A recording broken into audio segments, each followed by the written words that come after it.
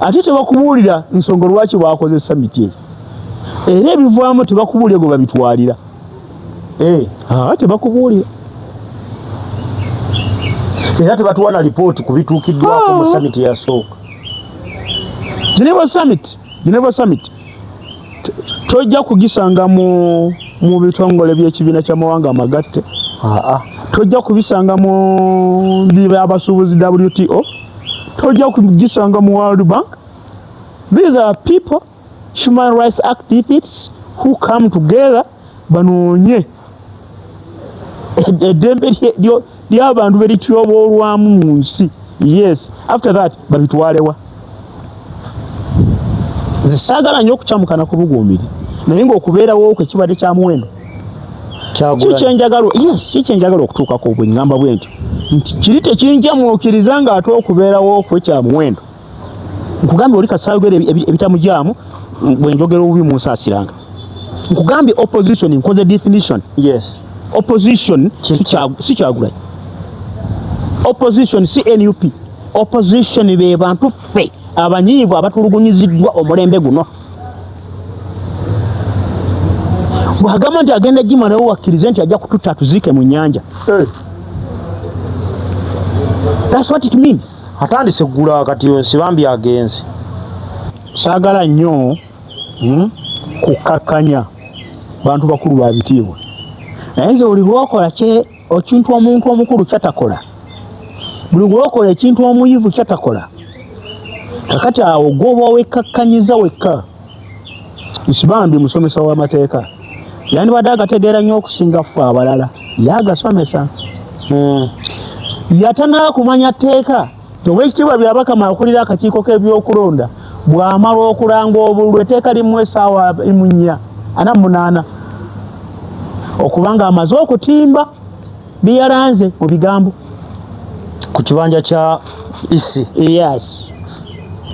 Ekyo Nsibambi takimanyanga, agenda nakufa kubanga nsinga obukulu anakimanyira Magombe.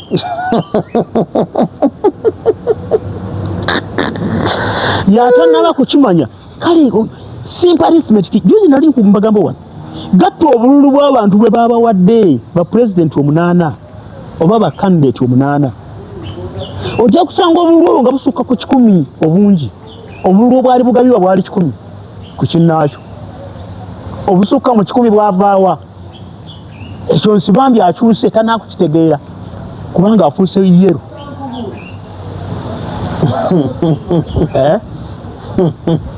Nze sikugamba nti kuba n'omuntu yenna atagenda mu kulonda atalina DR4 mwamubuuza biwabaze biriwa.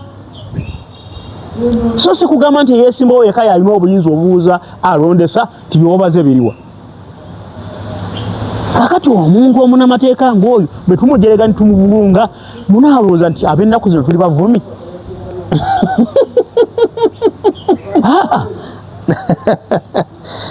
Nsibambi edibya mutere. Abazungu nkoze nabo mbamanyi. I'm embroiled in a struggle against Kaweli Coffee, a German company. Eyo yonna mpiseeyo, eyo yonna mpiseeyo. Yadde sinaakugwa mu maanyi. Era mumanyi kati naatira okubafunza. Waliwo wembatadde kakati wo tebagenda kubuukawo okuggyako nga bakkiriza ne twogera eby'ensonga. Naye ng'eyo yonna gy'oŋŋamba wali kasuti ziranga neyo summit nagirimu. Wagendayoko butereevu ng'ekikulu kuwa lipooti. Yes, ku Kaweli Coffee not kuwa lipooti, kwogera bikolobera ebyatugwako naki kye twagala mu summit eyo. Yali ya mwaka ki? I cannot remember kujja nga nkebedde mu chronology y'ebintu byenzinga benzenkola. Naye nga ekitongole ekyantwalayo bakiyita International Council of Jurists. Yes, ne bampa platform okwogera mu summit. Mweyo summit. Opposition kyeki? Kwe ku-opposing? No, si kwe kuwogana ku luguudo. Si kwe kubeera mu parliament. Nsibambi yasoma naye ate mumusingako okutegeera. Yasoma saagala kunyuma magezi ge.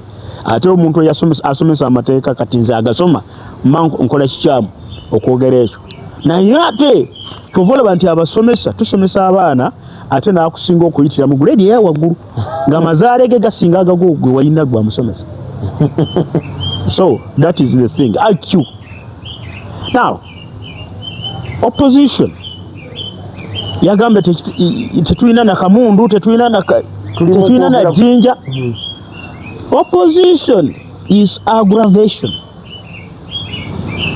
Opposition bubeera busungu bubeera bunyiivu. Yo bwe bwagenze kati. Opposition bubeera bunyiivu. Obunyiivu obubeera mu bantu nga bubaleeteddwamu abafuzi ababafuga. Buli atunuulira ebyo abafuzi bye bakola n'abikyawa. That is opposition. Ontegeera bulungi? Yes. Oba ali mu parliament oba ali wewaka kasita abafuzi bye bakola abikyawa. That is opposition. Tunuulira abafuzi abatufuga ku ssaawa ya leero. Simanyi naye abamu buli mutera nnyo okugenda ku pati ez'enjawulo n'emikolo. Abafuzi bakyayogera ne babakubira mu ngalo. Abafuzi bakyatuuka mu bantu ne babakubira emizira. Ababakubiranga emizira baalagawo baafa. Awo sina ansa yakyo simanyi. Kakati ekyo kiba kikuggulawo amaaso. Kikulage nti opposition olebe egenda ewera. Abanyigirizibwa. Yes. Bwe bakuba mu ngalo ojja kuwuleyo omukaaga abo be balya nabo. Bandya nabo. Aha. Hey. You know, opposition manifests itself in many ways. Tuva mu campaign. Obadde olaba abantu be basoma ne babatwala mu campaign. Ne babeera mu campaign nga balinga ng'ebikonge bwe bati statue. Ebibumbe.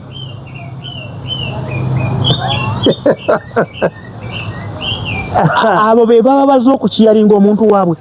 2021 wavaayo ekibiina National Unity Platform. Era amaanyi gonna n'obusungu we batadde ku National Unity Platform n'abagoberezi baayo lwakubanga bo tebaagala kugulirirwa baagala buyinza. Kyekiruma NRM yali tefunangako bibiina ebyo byonna bibadde bivuganya nga kyagala buyinza. Kino kiri serious kyagala ntebe. Mpaka ebyo si kiri.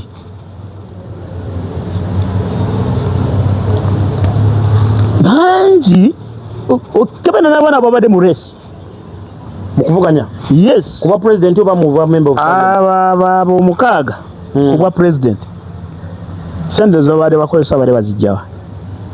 Gano babuulire gano bagaye omanyi waliwo etteeka erya anti-laundering. Anti-money laundering act. Gano bakubuulire bye baasuubiramu Faaza Ssekabira. Gano bakubuulire sente z'abadde bakozesa kampeni bali bazijjawo. Sente z'abatwala okwewandiisa bazijjawo. Zaaliko fanda byaliko fanda. No, kakati oli w'amawulire nze nkwakulu. Kwakulu. So kakati akirabanga ekipya ye mupya mu Uganda. Eja Yusufu Nsibambi. Yes. Akirabanga ekipya ye mupya. Abenaale Mugabe asagambiza nti tuvubye ekyennyanja. I know. Naye nze oyo Katemba waabwe ate si gwenzannya. Era tomunzannyirako. Baalutemukene. Ate otwala ovuba kikyo kyewavuba edda. Abadde waawe. Wali olabyeko omuvubi avuba ekyennyanja ekikalu? Ate baba bakivubye nga kiri ku lukalu. That is it. Nsibambi ekyennyanja kikalu badde bakivuba. Bakivuba dde n'okikalira ne bakikalirira.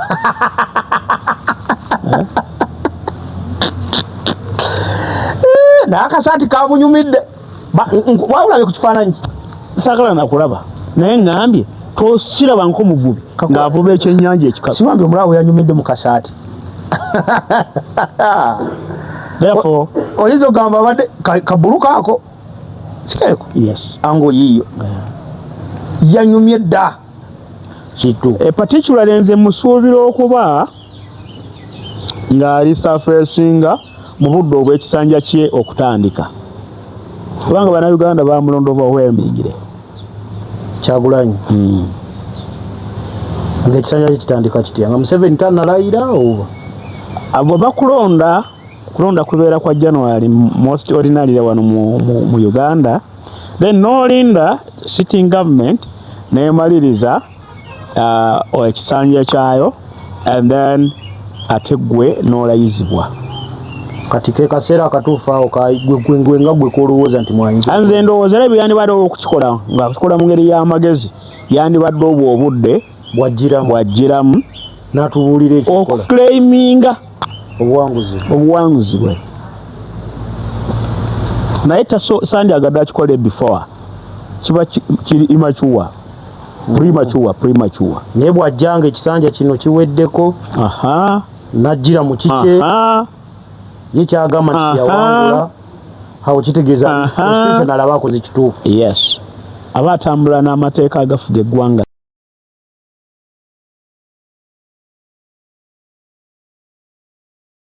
Basebo ne banyabo mbanirizaako olunaku olwaleero isa Thursday muli mutya kanswenti muli bulungi bitambula bitya side eyo buli omu kyokera n'okwasako engalo Muzeeyi Kayiira we tuli naye tukomyewo olunaku olwaleero tubeeke engeri ensonga zetugenda okuba nga tuwayamu ezitambula mu ggwanga nnyaffe Uganda ezizimba nnyaffe Uganda n'ezitujjukiza ebyali ku nnyaffe Uganda.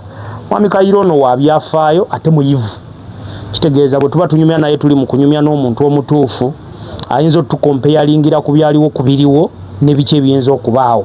Saba babuzeeko amalo babuzaako automatically tugenda kutandikirawo tetugenda kulwa kubanga olwaleero ndowooza teyeebase na kwebaka oluvannyuma lw'okulaba ku mukulembeze we sooka obuze ku batulaba batulaba era batugoberera mbalamusaako nnyo mwenna bassebo ne banyabo mbebaza emirimu naye n'abato nabo bwe babugwako obutambi bwaffe oluusi bafunamu ekyo. Waliwo omwami bamuyita Lwere Sebwato ali US yanga esaawa yonna ajja aleeta ddoola zo kyogeredde mu kamera Lwere nze yampaayo dda yajjako wano nampa nandira ne perfume kati awo naye nga mbaaniriza nnyo era tweyama okubawa ebizimba olyawo entambi zino mulizisigaza ne muzimbirako kyotuvulaba nti twagala nnyo kubatemera emisingi tetunaakuwandiika obusobozi tebunakuba bungi naye nga amagezi mwegali. Njagala kwaniriza mwenna bazzukulu ba Ibrahimu olwaleero luno ng'omukama yatusisinkanyizza omulundi ogutali gwa bulijjo nti olunaku lwajjo bazzukulu ba Ibrahimu abakristaayo abakristu n'abasiraamu twatandise obudde obw'ekisiibo ate ng'ebigendererwa n'ebiruubirirwa mu kusiibwa kuno bifaanaganira ddala kwenenya kukola bulungi eri bannaffe n'okwegayirira ate n'okubeera abeekisa eri bantu bannaffe. Awo nno mirundi egimu kibaawo naye kirwawo okubaawo ffenna ekisiibo okukitandikira awamu omulundi ogumu. Yes, kirwawo okubaawo naye ku luno kyabaddewo ffenna bazzukulu ba Ibrahimu ekisiibo ne tukitandika lumu. Mbagaliza ekisiibo ekirungi.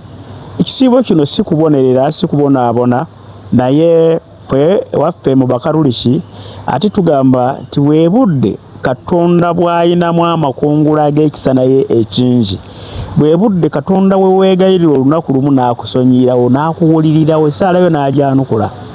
Awo nno kate katubambage okutuusa lwe tunaatuuka mu mazuukira naye kyemmanyi bannaffe Abayisiraamu bajja kutusooka okumalako ekisiibo ate tuyingire mu Eid. Kale tweyanzizza mukuliko Geneva mu summit.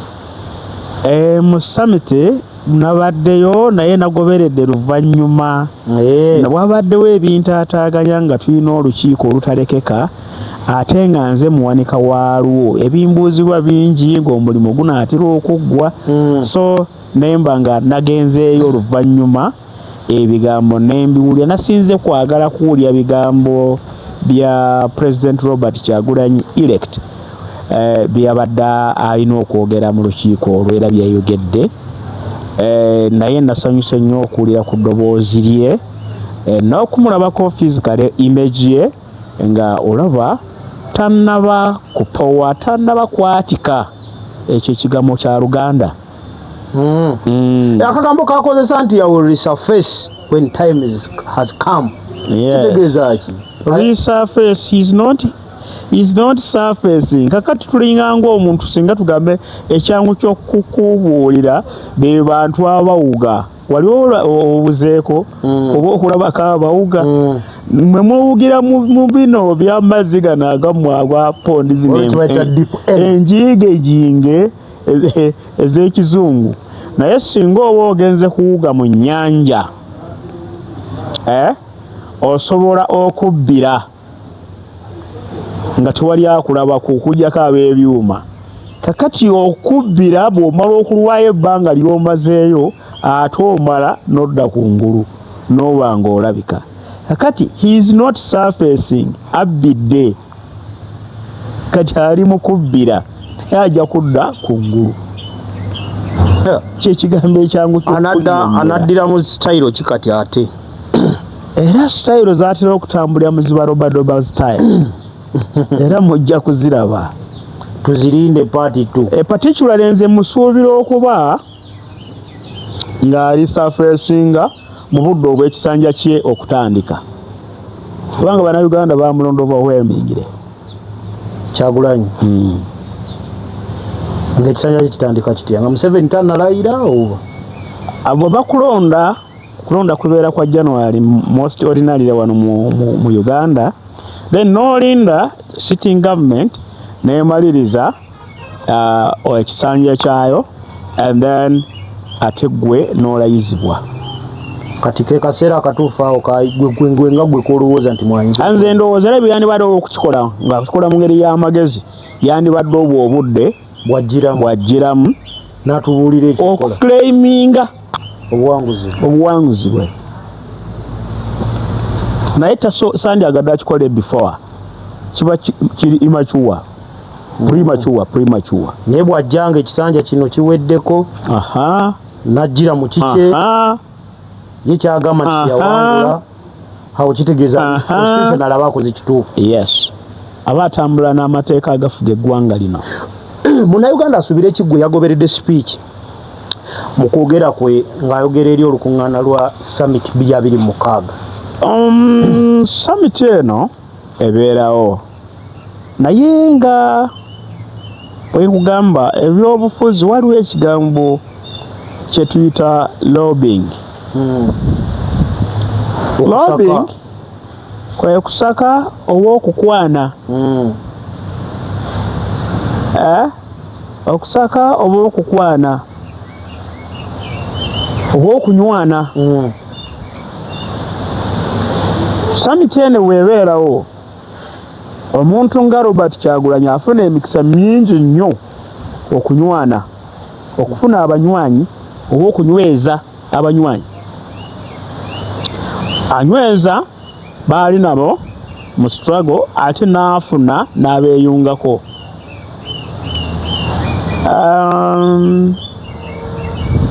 Ebikolobero ebikoleddwa ku bannayuganda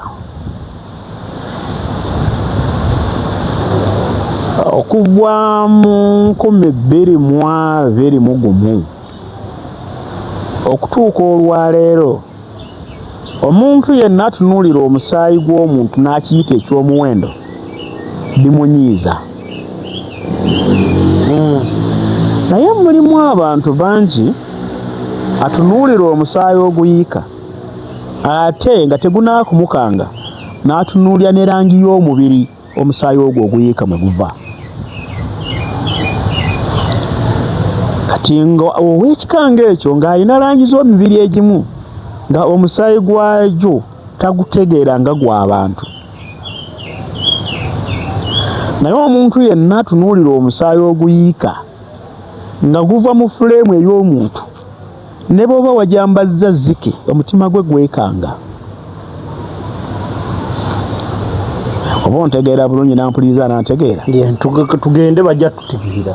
So nti singa abantu beeyogereddemu ku buli 100 aba afunyeeyo 80 abategeera nti okuyiika kw'omusaayi gw'omuntu wenna regardless of color, teeza muddugavu oba mweru oba muyindi oba muwarabu, guba musaayi gwa muntu era ogwetaaga okuyambibwa ogwetaaga okukomezebwa okulaba nga guyiika. Abo tubasuubira okutuula naffe batugamba abaanyi kiki kye tuyinza okukola okukomya ekiyiwa musaayi kino. Betwale twogereramu tebategeera kala bamayindinga nnyo kala za mubiri omusaayi mwe guva nnyo tebamayindinga ku musaayi nnyo nti nakugambye accident esigala waliwo n'endowooza eri mu Bulaaya ekyakubaganyizibwako ebirowoozo. Bali bengambye ab'emitima emirungi abagamba nti omusaayi gwonna oguva mu frame ya human being regardless of color abagamba nti fera tuli bantu. Waliwo abannasayansi abatandise okubawakanya nga olulyo lw'abantu nalwo bandyagadde balwawulemu species ez'enjawulo. Otunuulira emiyembe egyo naawe ogiryako noga nti ono kagoogwa ono doodo onaani naye nga gyonna miyembe. Kyenjagala okutegeeza ekyo. So hakati mu species ez'enjawulo wabeerewo abantu piwa bennyini waliwo abagoberera abantu waliwo abafaanana abantu. Eyo ndowooza gyeri kyokka ng'ate neyo ne baba purists abaga nedda ffenna tuli baki tuli bantu era twenkana. Olinga agamba ekifaananyi kyosiga nti ababadde batudde Geneva mu summit tebamayindinga ku musaayi gwa muddugavu. Sigambye nti bonna ngambye mu bo mulimu abamayindinga ku musaayi gw'abantu regardless of color. Mulimu ba racists. Kwata ku muzungu olabe basituka. Yes. Akukubirawo nga lumu. Ebyo abaddugavu abo babeera balwi bibeera bwe biti ebyo. Era ekiwa musaayi oba ekitta abantu kiba kikendeeza ku population. Okimanyi ekyo? Kati bw'okwata abavubuka b'e Buganda bonna 60% of them n'obagwereza mu bakomera 40% n'obatta kiba kitegeeza you are just clearing land for some investor to come to occupy. Obotegera buli kyokola kyonna ekidepopulatinga Africa mulimu ba racist abakiraba ng'oba creating chances of investment in land. Akati andulu agenda kujanukula ali asobola n'okudda ku sayidi eri n'agamba oba tebaggwawo mangu kozesa kano ke kajja okubamalawo amangu.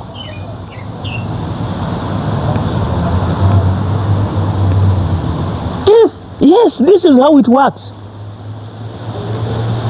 Abantu ngabadde bafunye essuubi nti omusajja Robert Kyagulanyi Ssentamu bwe yabadde amaliriza awo ng'ayogera yasabye sanctions ebintu ebimu mu bikomye small bleeding ne bagamba fine kuba najja kutena ebifaananyi ebimu n'abiteekayo ebyabadde biraga campaign ye nga bwe yatambula. That is nice but how many do appreciate? That is my question. Sigenda kijjawo mwabo bameka abazze ku sayidi ye. These summits are organized and composed of white people. Summit zino beeru bazikola ezitawera ddala kitiibwa muddugavu. Ate tebakubuulira nsonga lwaki bakoze summit eyo era ebivaamu tebakubuulira gwe babitwalira. Tebakubuulira era tebatuwa na lipooti ku bituukiddwako mu summit eyasooka. Geneva Summit tojja kugisanga mu bitongole by'ekibiina ky'amawanga amagatte. Tojja kubisanga mu abasuubuzi WTO. Tojja kugisanga mu World Bank. These are people, human rights activists who come together banoonye eddembe ly'abantu berityoboolwamu mu nsi. Yes, after that babitwalewa. Nze saagala nnyo okukyamukana ku buguumiri naye ng'okubeerawo kwe kibadde kya muwendo. Kikyenjagala okutuukako bwe ngamba bwe nti kiri tekinjamuukiriza ng'ate okubeerawo kwe kya muwendo. Nti emirundi egimu Abaganda tulina olugero olugamba nti nakugamba ntya bwakukwata takuta. Naye nkuloopa eno ne basirika n'enkuloperi ne basirika n'enkuloperi ne basirika bwe nkwekwatirako ne nkutula embazzi saagala ya annenya mubali gye nakuloopa nti Kyagulanyi ayogedde buli wayinza okutuusa eddoboozi eddembe ly'obuntu mu Uganda. Bonna beefudde abatawulira. European Union yatutuuse n'okudibeetinga ku nsonga eno. What is that debate going to breed? Egenda kuvaamu kalungi ki? Era waliwo yangambye ohulidde abazungu babyogeddeko. Yes, babyogeddeko. Naye nze ninda results. Okubyogerako is not a problem, is not a thing at all. Kuba kyogeddwako emirundi egiwera. It's not a matter at all. Kyagulanyi yaliyo ne mu Senate bakyogeddeko. Yes, mu Senate bakyogeddeko. What next? I want the next step. Buno si gwe mulundi ogusose Kyagulanyi Ssentamu okugenda mu summit. Naye tebatulagangako bibala bivudde mu zaasooka. Naye nga bwe nkugambye nti nze ate siri nnyo pessimist. Mulimu optimism entonotono. Singa otunuulira nti for the first time mu budde buno obwa Kyagulanyi abakungu ba Uganda batandika okuteekebwako natti ebitongole ebimu oba amawanga ag'enjawulo. Omuli ne speaker wa parliament ya Uganda aliko. Okitegeera. So that is not a small achievement. In the time of opposition, it has been an achievement. Olwaleero singa aduumira amagye bamuteekako natti ze zimu kimaze ne kiyitawo kubanga yakisabye. That's not a small achievement. Fe tugamba nti the hunter will start being hunted. Atuyiganya tujja tuuka nga ffe tuli mabega tugamba wuuyo. Yes. Tokyama. Yes. Toweta. Can they sanction a sitting president? Yes, kyali kibaddewo. Eno summit. Kyali abazungu. Ensi zisobola okusanctioninga sitting president. Nimbagamba kyali kibaddewo. Omar Bashir yakirimu. Yatuuka n'okudduka South Africa mu lukiiko lwa EU, AU. African Union. Yes. Nga banaatera okumuteekako engalo bati bamujimbe. Nadduka. Ng'alaba Zuma tasobola kumukuuma. Ndowooza gyali mirembe Jacob Zuma. N'alennyonyo n'addayo waabwe. So even a sitting president can be sanctioned. Naye nga tannakubikola gwe omanyi lwaki amutunuulira butunuulizi ng'akola ebyo. Look what is happening in the Arab countries. Tunuulira ekiri e Gaza. How many innocent lives have been slaughtered?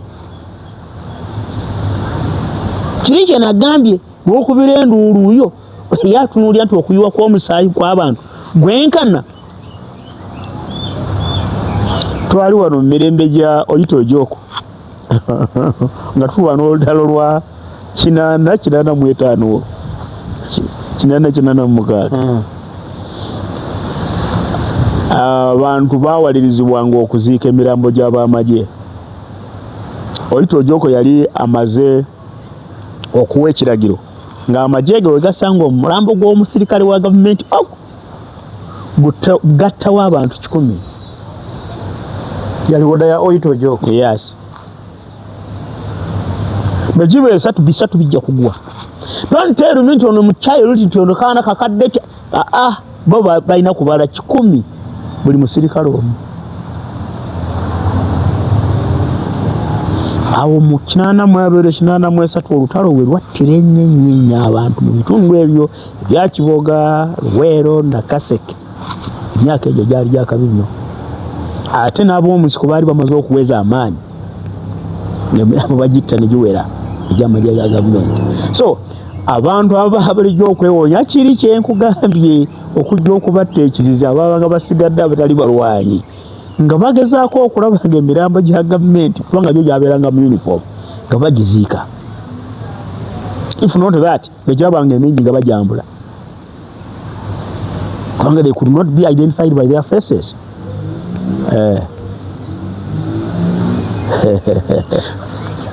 Mwami Kayiira ebigambo byogedde birekawo omuntu yabadde akubye mu ngalo nti eddoboozi lituuse wadde era ng'ogambye tikirina advantage. Abazungu nkoze nabo mbamanyi. I'm embroiled in a struggle against Kawere Coffee, a German company. Eyo yonna mpiseeyo, eyo yonna mpiseeyo.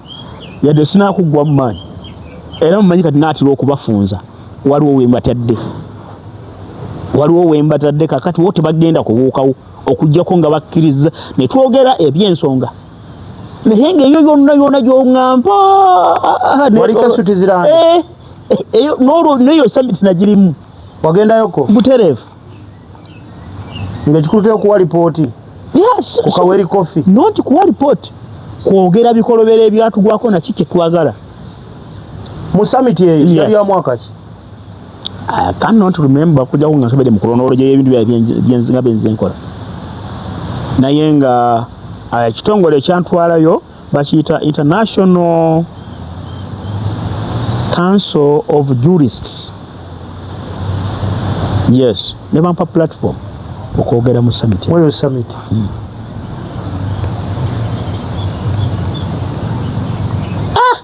Yes. So, nga bwe gambye nti tulinamu advantage nti mukyo twongera okugaziya fenga aba NUP okugaziya ekitimba kyaffe ekyokunoonya abanaatuyambako to end this tyranny. Kinyane gwe nalabye omulala naye ng'ayogera ku Bobi Wine oba we Russia ng'ayogera nga kikulaga nti naye kyayitamu ayina gw'amanyi ali mu kukiyitamu yadoba wa Russia ndowooza I think opposition era Russia. Yes. Bye bamukola nono bye bamukola. Yes. So nga bwe ngambe nti kituyamba okugaziya spreading the net okugaziya ekitimba kyaffe. Mwabo mwe tujja okufunya ba allies abajja okutugamba no tuyite wano oba muyite wano bagundi bayite wano. Okay, very easy. Mwami Kayiira Munnayuganda Suubi kiri ayinza okugamba nti lino kati wano we tulina okuteeka amaanyi gaffe. Saagalayo Munnayuganda abaasuubira nti agenda okumununula muntu mulala gwe kennyini ADK ne Petro Kayiira gw'ogenda okwenunula bw'onoogamba nti kino nkikooyo ojja kikoowa. Bw'onooba ekyakyagala ojja kifukaamirira. Tetwagala tulowooze. Olwaleero onookedde okusoma ekitabo kyange ekya history because nina wenteekateeka okulaga okuwaayo lecture. Obuddu okugenda okukomezebwa abazungu tebaabukomya kubanga baali babukooye. Baabukomya lwa ngeri bbiri. Engeri esooka nti abaddugavu baali beejugumudde nga batandise okwerwanako ate nga batta abazungu in large numbers. That was one and primary.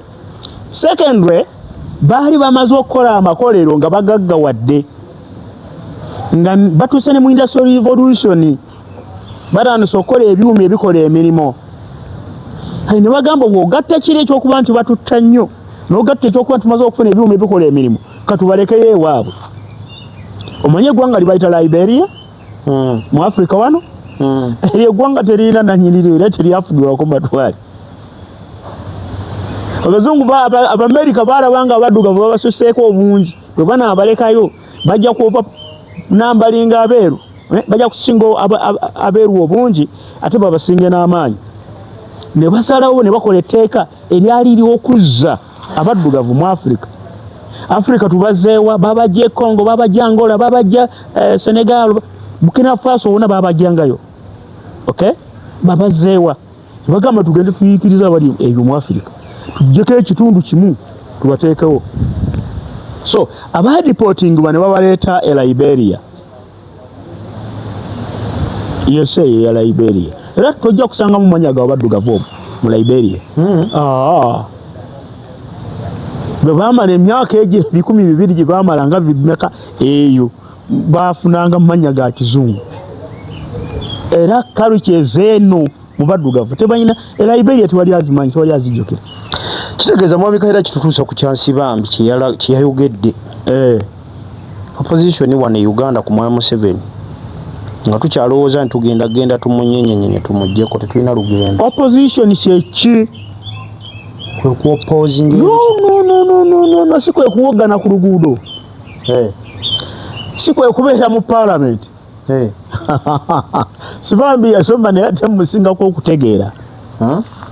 Yasoma sagala kunyuma magezi ge. Ate omuntu asomesa amateeka kati nze agasoma nkola kikyamu okwogera ekyo. Naye ate tuvolaba nti abasomesa tusomesa abaana ate n'akusinga okuyitira mu grade eya waggulu ng'amazaale ge gasinga agago gwe walina gwe amusomesa. So that is the thing. IQ. Now opposition yagamba tetulina na kamundu, tetulina na jinja. Opposition is aggravation. Opposition bubeera busungu, bubeera bunyiivu. Yo bwe bwagenze kati. Opposition bubeera bunyiivu. Obunyiivu obubeera mu bantu nga bubaleeteddwamu abafuzi ababafuga. Buli atunuulira ebyo abafuzi bye bakola n'abikyawa. That is opposition. Ontegeera bulungi? Yes. Oba ali mu parliament oba ali wewaka kasita abafuzi bye bakola abikyawa. That is opposition. Tunuulira abafuzi abatufuga ku ssaawa ya leero. Simanyi naye abamu buli muterenyo ogenda ku pati ez'enjawulo n'emikolo. Abafuzi bakyayogera ne babakubira mu ngalo. Abafuzi bakyatuuka mu bantu ne babakubira emizira. Ababakubiranga emizira baalagawo baafa. Awo sina ansa yakyo simanyi. Kakati ekyo kiba kikuggulawo amaaso. Kikulage nti opposition olebe egenda ewera. Abanyigirizibwa. Yes. Bwe bakuba mu ngalo ojja kuwuleyo mukaaga abo be balya nabo. Bandya nabo. Hey. You know, opposition manifests itself in many ways. Tuva mu campaign. Obadde olaba abantu be basoma ne babatwala mu campaign. Ne babeera mu campaign nga balinganga ebikonge bwe bati statue. Ebibumbe.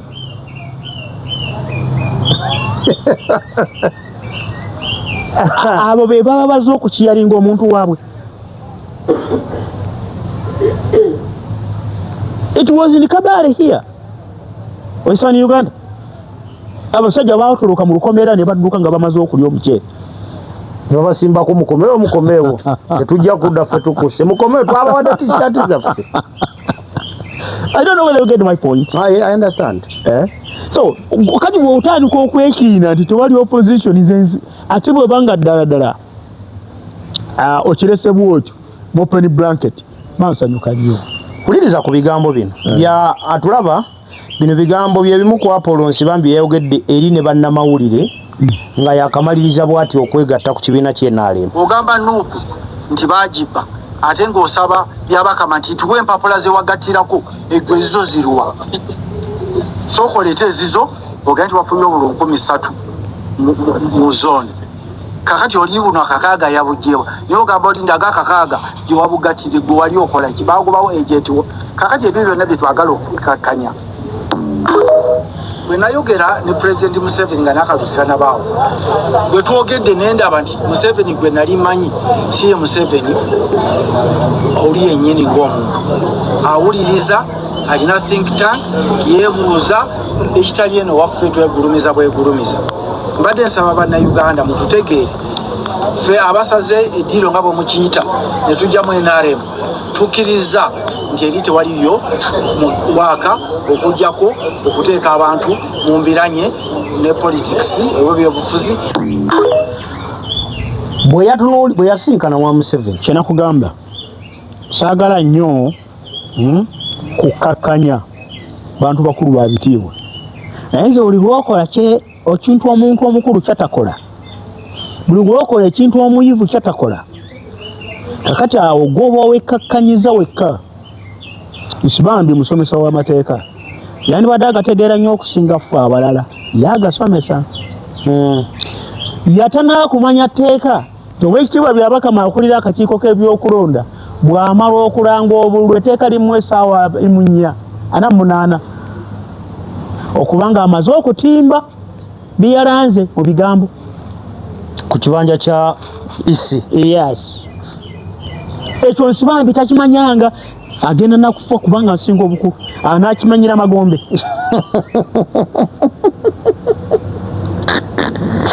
Yatanaba kukimanya. Kale simplacement juzi nali ku Magambo wano. Gatta obululu bw'abantu bwe baba wadde ba president 8 oba ba candidate 8. Ojja kusanga obululu nga busukka ku 10 obungi. Obululu bwali bugabibwa bwali 10 ku kinnaakyo. Obusukka mu 10 bwavaawa. Ekyo Nsibambi akyuse tanakukitegeera kubanga afuuse yero.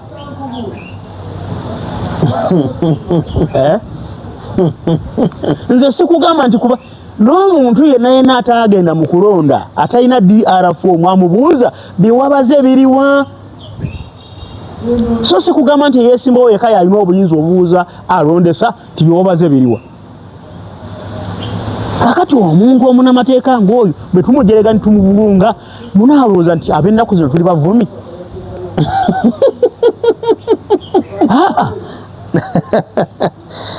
Nsibambi edibya mutere. Newa muwuliddewo yawadde kudaala mbu politics w'ennaku zino mbu Kayiira vimba simanya gundi googa simanya gundi people nze mbagamba oba politics w'ennaku zino oba w'ennaku ziri okunyigiriza kwe kuzaala okuwakanyizibwa kw'abafuzi. Yes. Opposition kitegeeza kuwakanya bafuzi. Tetubawakanya lwakubanga twagala kulya, tulina emmere gye tulya, tuwakanya kubanga bakola bikyamu. Anti Mwami Kayiira mulimu abadde baga nti Nsibambi kati omusajja omugagga kiki ekyamwegattisiza ku obugagga yabujjawa. Nsibambi nze nga bwe nkugamba nabagambako ekintu ekimu mwe kimutayagala kulaba n'abamawulire mubeera n'abantu bano aba NRM naye temukibabuuzanga. Naye nze olumu twali ku radio n'ekibuuza omuntu yatumuwulira naye yakiraba ku olwo. Kibuuzo ki? NRM eyambala langi ya kyenvu pure yellow, naye nga bagenze mu kuteesaganya okwali enajja nankumbi ffe tuleka tugabagambe nti abantu babaguze. NRM batungisa saati eza yellow nga kana akameme kano kadabo mu kameme akadabo nga kungulu ka kyenvu nga munda ka bbulu. Esaati ezo wazirabako? Lwaki wakikola bwe batyo olugoye olwa yellow lwali lubakendeddeko? Nedda.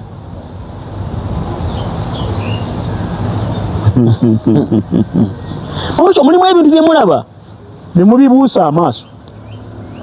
Zawe nakakasira ddala nti NRM ne FDC ba Luganda ddala. Omwali munda ya munne. Actually nabuuza omusajja wa NRM yali takirabanga esaati ekyomukisa omuntu twali kweyonga esaati gyalimu ekiko ekyo. Ne mugamba agibikula akamema ako. N'osangayo bbulu. Ne mugamba olugoye lwa yero lwali luwedde mu lyoke muteeko yakabbulu ako. Ezo esaati munaye n'agamba nalisikeetegerezanga. Ziriko abatategedde Mwami Kayiira kyagamba waliwo obulingo obutengi bwe batungisa nga wano buliko obusitale buba busatu, kuliko bbulu ne red oba ne bbulaaka. Kwako njogera akantu akalinga essaati yange no bwogiraba olaba akantu kempisa akameme kano. Kino kana akabeera wano kano. Munda waako ng'olugoye luliyo luno nga lwa bbulu. Emuna enyingi. Ekyo kye mbadde ntegeeza. Kaali kabonera akalaga nti yero bw'okabikkula eno munda ka bbulu. Ku ngoye ze NRM. Yes. Nkusaati ng'eyo Nsibambi gye yayambadde. Yes. Kitegeeza nti munda balinamu efudu. Already kyali kyadda ng'abo nooli evamu ddala. Lwaki ero lwatuuse yaggukidde ku Nuupu? Nuupu yakola ki Nsibambi ng'eyawangudde sina wa Nuupu? Actually nga bwe ngugambe oba bwe mbagamba bannayuganda bulijjo nze mbagamba nti wabadde wabeerawo ebibiina ebivuganya na President Museveni nga 2021 tanaakutuuka. Naye ng'abantu abo babadde beeteeka mu butaala ng'abavuganya ate oluvannyuma n'abawa ebipakiti bya biskwiti ne batereera. Nga okuleeta okuvuganyizibwa kuno mu ggwanga kwamuwakakatiikibwako bukakaatikibwa abafuzi b'amawanga ag'abazungu okulaga demokrasi jajja obuyambe ng'ate gavumenti ye tasobola kugiyimirizaawo nga tebamuwadde ssente. Kwe kukkiriza tugende mu multi-party politics. Era ebibiina ne babiteesaako ebyali biteekwa okuvuganya. Ebibiina ebyali bivuganya ng'ebyamaanyi UPC ne DP byali ebibiina ebyetengeredde mu kuvuganya. UPC yayogeraganya nabo mpola mpola n'abalaga nga bwedda bwe yakolanga ne taata wa president w'ekibiina abo ne bakkakkana. Yasala amagezi gonna nga balonda okusikiza John Sebaana Kizito. Gavumenti n'ebiyiwamu ssente nnyingi paka lwe baakikola era ebiwayi byali bibiri ebya DP n'eyawukamu ebiwayi bibiri. Abagenda okulondera embale manya n'abagenda okulondera wa. Finally, Norbert Mao na taking over DP nga president waayo. Norbert Mao mama we munankole wadde okimanya ekyo oyo mujjwa waabwe eddala Norbert Mao. Yes, sogera njwanjo. Yes, akasayi gye kali si kasayi ngambye mama we mweno njogera byemmanyi. Now kakati UPC ne DP ne babikkakkanya. Kakati bwe bamala okubikkakkanya nga abiwasizza twatandika okugamba nga Norbert Mao teyalinganga ageze mu bufumba alinganga nsujju we byatandikira kungulu kiragala munda yero n'atandika okubyegaanagaana until when finally bekyazze ne bakola maaja. Kati ono omukulu n'amanya nti kakati ebibiina ebyagalwa obuyinza biweddewo. 2021 wavaayo ekibiina National Unity Platform. Era amaanyi gonna n'obusungu we batadde ku National Unity Platform n'abagoberezi baayo lwakubanga bo tebaagala kugulirirwa, baagala buyinza. Kyekiruma NRM yali tefunangako bibiina ebyo byonna bibadde bivuganya nga kyagala buyinza. Kino kiri serious kyagala ntebe mpaka ebyo si kiri.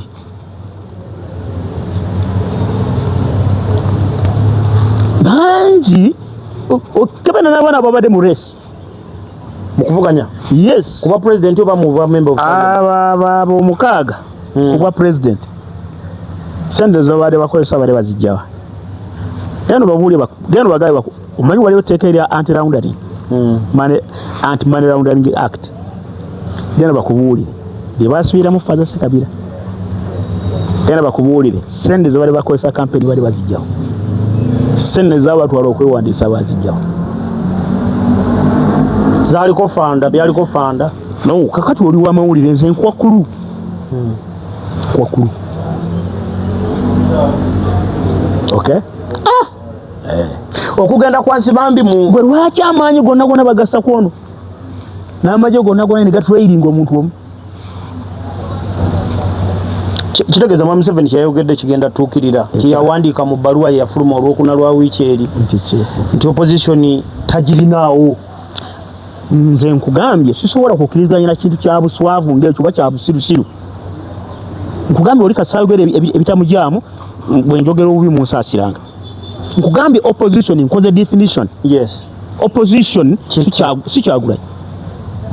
Opposition si NUP.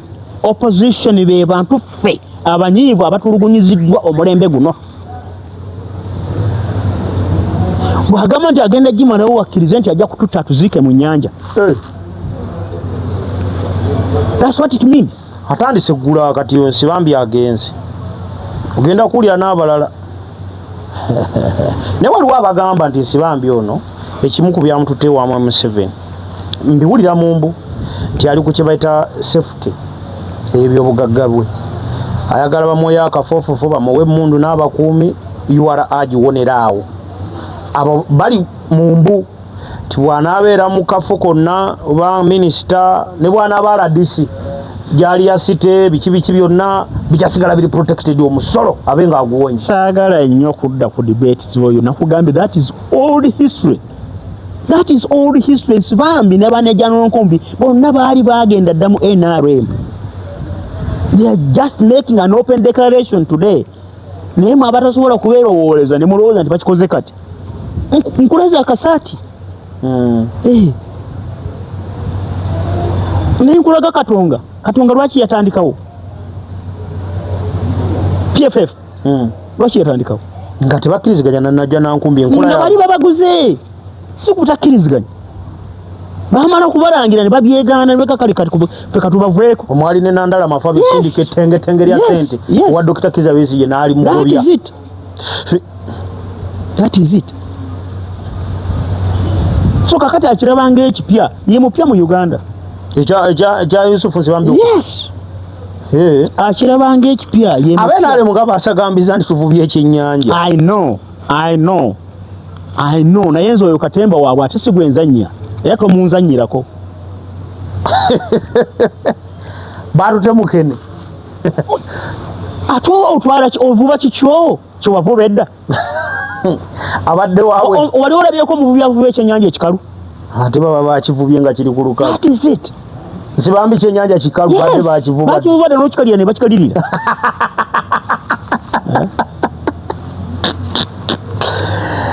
N'akasaati kamunyumidde.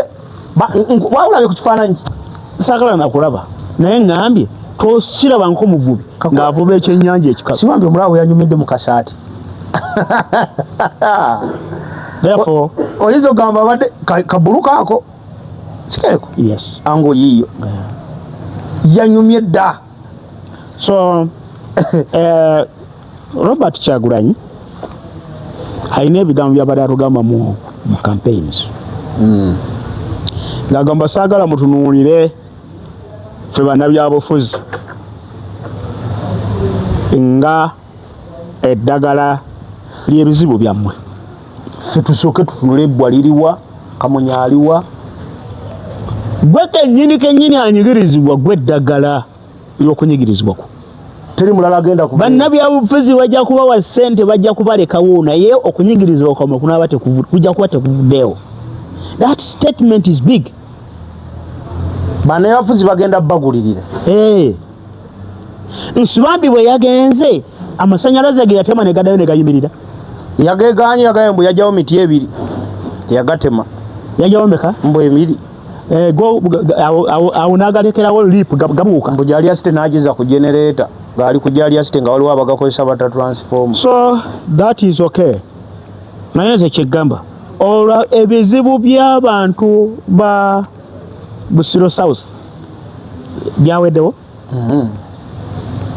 Is it Makota South? Makota South. Byaweddewo. Kubanga ye yagenze. Agambye agenze wali mwe Museveni yakyuka. Ali wali kati bwamugamba nti nedda kwata wano. Ngera ne mawo yatugamba people.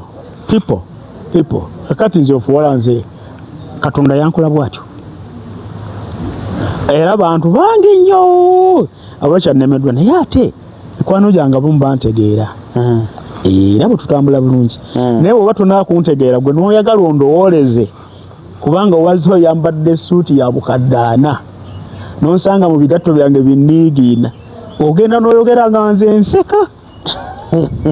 Nseka. Nakifunako one time nali neeyambalidde ebigoye byange naye nga nali byambala nga disguise obuseera ebyo nga banjigganya okunzita nga kaweereyo yakawamba ettaka lyaffe. Kati nga nina ekikofiira kyange kyali kya mukeeka nga kyekinyambala nga nina n'ekikooti kyange kyali kijaketi ng'era nakyo kyekinyambala nga sinze mbyambala. Ngutunulira ekintuntu ekigenda n'otya n'okutya. Now abasirikale ba Kaweeri bajja ne bawamba ente zaffe waka za taata muto. Now bato bange ne bajja nga badduka ng'ekyokukola tewali akimanyi. Nabuuza bazituttewa. It was around Christmas time. Ebambuulira basutebunga nanga tugende ntambula tuba tugenda tusanga bazigoba mu bazitwala ku poliisi abali bazigoba ne bayimiriza ne njogera nabo bali boogera Luganda ne njogera nabo wanga matente mu manager yazitwadde tuzitwale ku poliisi kozi manager ali wanti mukuma ajja tuba tuli ateriri busa manager ngaja avuge mu Rukai ni bamugamba be bamugamba mu Lungereza lwabwe now natandika okwagala okwogera nange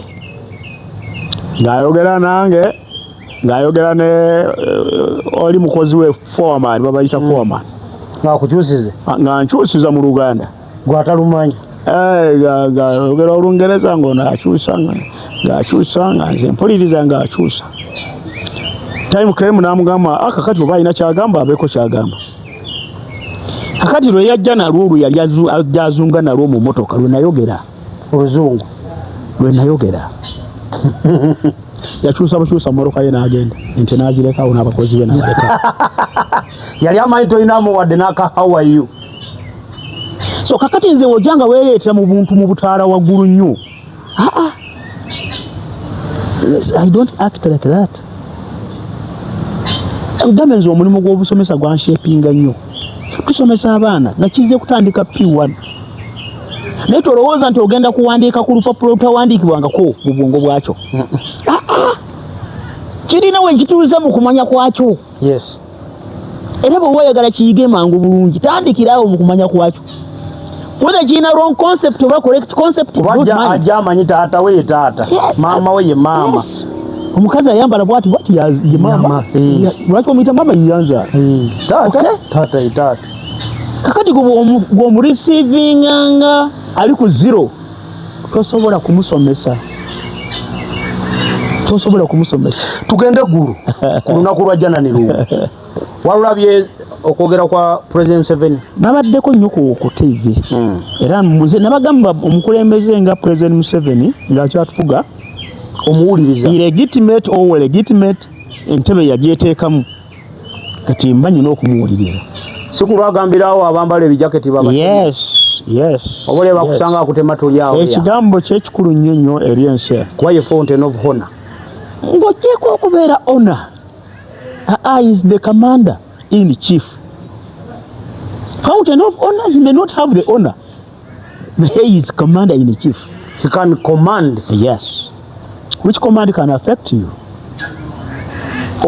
or even terminate you okwogera kwe nabadde nga mulaba ng'akompeyalinga omulembe gwe n'obote nakugambyeko ekigambo ky'abantu ababeera ku mikolo nga balinga ebikonge oba ebibumbe simanyi oba wakirondodde naye abantu bonna ababadde ku mukolo ogwo nabadde mbalabanga ebibumbe abadde ku mukolo eggulu no cheers no claps babadde bavunaanyizibwa abobuvunaanyizibwa tebaana amannyo gaseka baba balina bye balowooza bizinesi zaabwe that's true so I expect some cheers I expect some claps I expect actually communication to be effective you must receive a reaction from the other end communication bwobanga ng'owogana ng'oyogera nga tofunye kwanukulwa that is ineffective communication era tuyinza ndi wa communicating when you have not got a response bw'oba tofunye kwanukulwa bati wa communicating ekyokwogera kwe nti ogundi teyamufugako yayogedde ku kigambo self imposing rulers kakati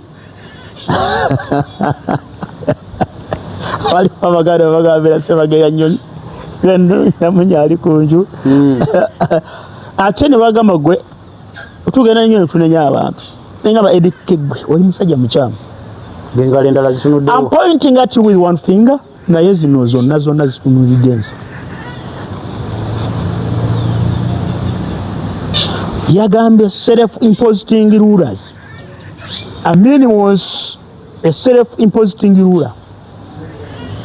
He imposed himself on the population of Uganda. Nengamba ono bayirabide bayirabina bagamba nti President Museveni ayinza okuba nga yatandika dde okufuna kasenayiro dementia nga mugamba ndi mukajereekerero bwe bulwadde obw'okuwutta obulwadde obwo bujja na myaka yasinga okuwutta amangu ennyo akyali ku likodi mu nsi yonna ye mugenzi eyali president wa America Ronald Reagan. Senile dementia yamutira ku myaka 68 naye nga takyajjukira n'abaana be yazaala nga ne bw'ojja ne weeyanjula awo ajjukiramu eddoboozi katonotono bw'agiramu wetu n'osirikamu eddakiika nga 2 nga gate ggwe gwani oddamu nga weeyanjula buto. That was it. That was the extent of senile dementia. So kyenkugamba lwaki njogera kino nti twogera ku President Obote abasinga bamuwa terms 2 ebisanja 2 naye amazima amatuufu Obote yatufuga ebisanja 3. Obote 1 Obote 2 Obote 3 bitya. Obote yatufuga nga prime minister ng'alondeddwa mu 62 oluvannyuma lwa Manja wakati we wa UPC ne KY n'afuuka prime minister wa Uganda eyali yasooka era n'abeera omufuzi executive omufuzi alina obuyinza. Now mu Manja yaabwe eyo ne bateekawo ekitiibwa eky'obwa president non-executive president ne bakyambaza Sir Edward Muteesa okay vice we n'Abanadiope ow'e-Busoga batambula bwe batyo paka mu 66 mu 66 Bote ne bimutama n'akwata emmundu n'atabaala eyali president we Sir Edward Muteesa n'amuwamba n'obuyinza bwe yali alina obw'obwa president Bote n'abwewa ate ye ne yeerangirira nga president omujjuvu and commander in chief. Oli yali nane executive president onafuuka executive president n'atufuga bw'atyo paka mu 1971 ne bamuwamba. Ezo government meka 2 eri eyankaaga mu 2 to 66 then 66 to 71 mu buyinza bwe yali yawamba obuwambi self imposing kati yokusatu yeriwa sokoleke mu government eyo nga Bote amaze oku self imposing himself to Ugandans n'amaze okwewaŋŋamya ku bannayuganda President Museveni yagikoleramu era yakyogedde nti we bawambira yali akola mu ministry yaba one of the ministries for government ya Bote era amawulire bagamutegeeza agenda kukola ekiro bintu byamwe babiye government eya self imposed ruler mwe yali akolera Mama Museveni. Yes now nkaga 7/25 January ne bamuwamba amen nafuga emyaka 8 7/9 ne bamuwamba Bote n'atukomerawo ne tumulonda oba obululu ne bumuweebwa n'atufuga Museveni n'agamba nsobola kufugibwa Bote omulondi nteekwa okufuga olw'akamundu kange self imposing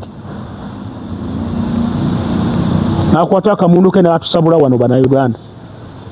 Ebitongole byali bingi ebyalwana ebyalwanisa Bote naye kakati ye yagamba ye yalwana kyenjagala okumuteekako awo saagala kumunafuya ndi ku kigambo self imposing kyabadde ayogerako baganywa okumulonda mu kulonda kw'ekinaana yalimu yeesimbawo ng'omubaka wa parliament ewaabwe Enjabusozi Sam Kuteesa n'amusabula akalulu nakati akyakasimula Museveni. Yes era mu babaka ba parliament yafuna ekifo kya parliament kimu ekyekasese eyo akiikirwa Crispus Kiyonga ye yawangula ku tiketi ya UPM ekifo kimu. Now akutta akamundu ke myaka 5 akakubye 86 Bannayuganda atulinnyidde okuva n'olwaleero kaakati ndese fundamental change muddangamu myaka 4. Now waliwo self imposed asinga oyo yakutte emundu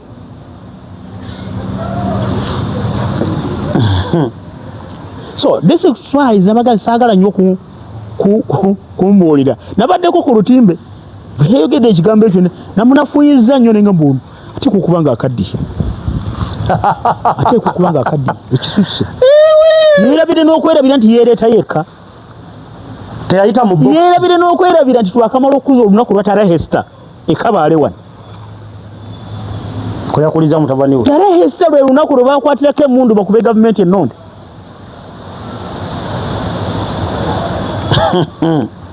yeerabire n'okwerabira nti twakuza olwa 26 January olunaku lwe yagirako mu buyinza imposing himself on Ugandans takyabijjukira gambi President Ronald Reagan bwe yabanga yalidde ekyenkya n'ojjanga ku ssaawa 5 ng'agamba ekiri wano nze bano bannumye enjala sikitegeera na butegeeza oba n'akamala ennaku meka nga sirya kamere naye nga yakedde kulya breakfast nga yawutta leka mami kaira tusibulawo leka tusibulawo batulaba wamma okuva gye twatandikidde. So akoka correction njagala abawandiika history bakawandike bakatereze tebaddamu kubuulira baana bikyamu tebaddamu kubuulira baana bikyamu bote yatufuga ebisanja 3 62 to 66 66 71 ate 8 December 15 to 85 Baziro we yamuwambira loza gwali gwa 7 mu 85. Tweyanziza mwami Kayiira akadde kotufisiriza ne tujja ne tuwayamu wano nze omu ku bamativu neera abasanyufu olw'ensonga nti otufisiriza bufisiriza kadde bingi ebibi ebifa n'osalawo gye otusobole banga tuwayamu nsiimira ddala kyamukisa mulungi n'abatulaba basiima era okusiima kwabwe banaatera okuleeta okusinziira buli omu kyakugamba mu nsonda ez'enjawulo basiimira ddala muzikirize basebo ne banyabo olwaleero mbasibulire wano okuva gye twatandikidde ono nyini Gulusi atakuumira nsimbi era akuuma n'abatutulugunya asaba abankuumire bannaffe abayisiraamu mbagaliza ekisibo ekitukuvu bannaffe abakatuliki mbagaliza ekisibo ekitukuvu ne bannaffe aba Church of Uganda mbasabira ekisibo ekitukuvu naye ebigambo bya Savirus Jumba omusumba w'obusumba Masaka Diocese kiyayogedde nti mu bakatuliki kitugamba nti bye twabba tubizzeeyo ne baba wabba kaluka kwatuukazeeyo yabadde bigambo bya Savirus Jumba nabigoberedde bulungi nnyo mu mise yasomeddwa nga bagenda osiiga vvu buli omanyi nti olina ky'oli ekakatisemu nga si kikyo kumaanina kizzeeyo kizeeyo kumaanina kizeeyo mangu si kikyo basibulidde wano